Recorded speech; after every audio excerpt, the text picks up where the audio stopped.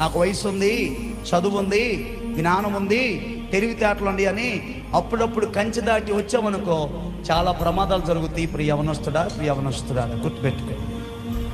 నాకు అన్నీ తెలుసు, నాకు ఇబ్బంది ఏమి లేదు అనుకొని భక్తిలో ఇప్పుడిప్పుడు అడుగులు వేస్తున్న వాళ్ళు నాకు అన్నీ తెలుసుకునే క్రమంలో ఒక్కోసారి కంచె దాటి వెళ్ళిపోతున్నాం.